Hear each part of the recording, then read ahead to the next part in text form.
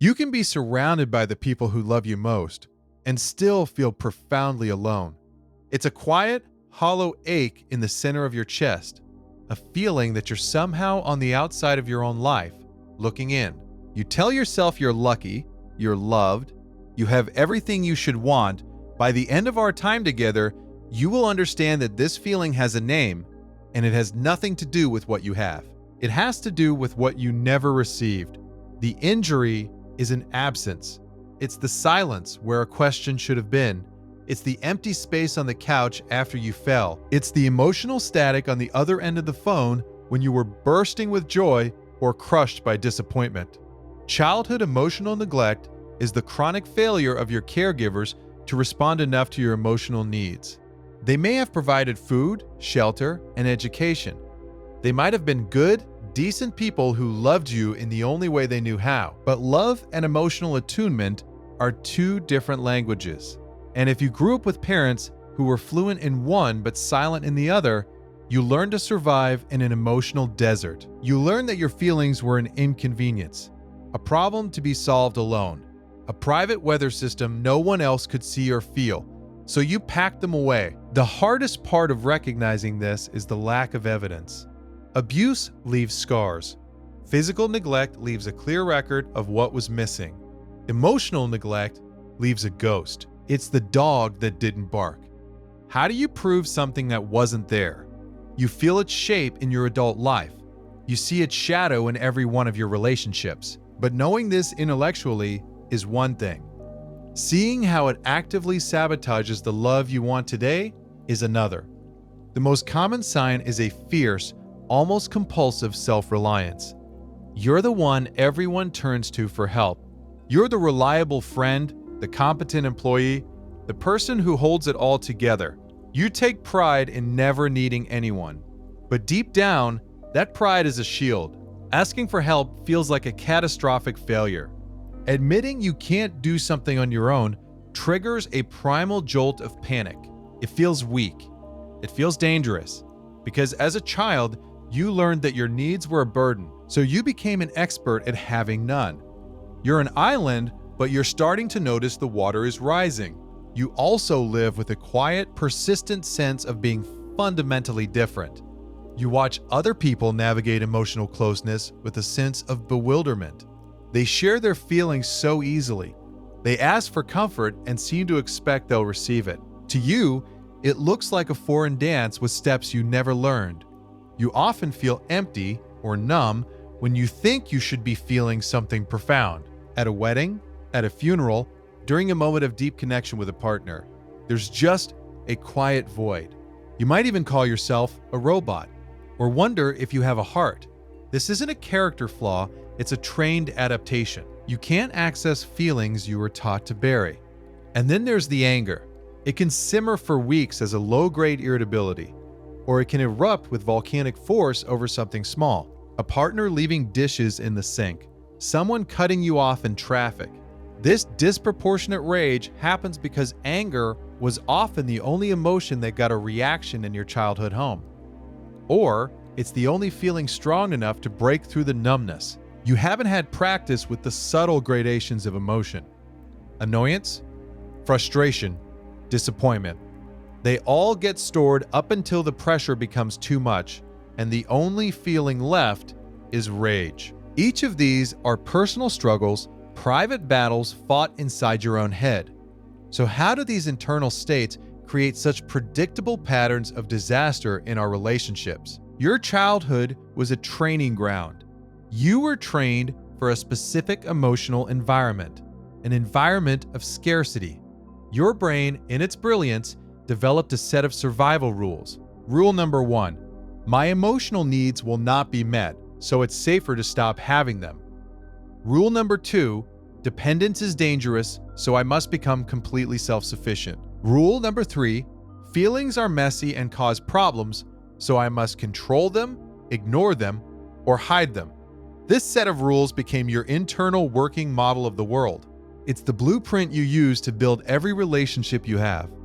Now, imagine taking a soldier highly trained for a war zone and placing them in a quiet suburban neighborhood.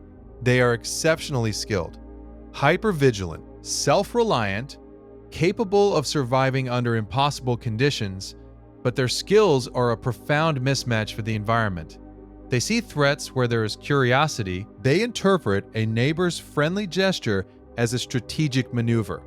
They can't rest, they can't trust, they can't connect. This is what happens when you enter an intimate relationship.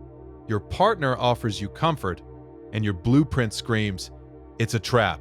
Don't be a burden." They ask you what's wrong, and your blueprint says, "Danger.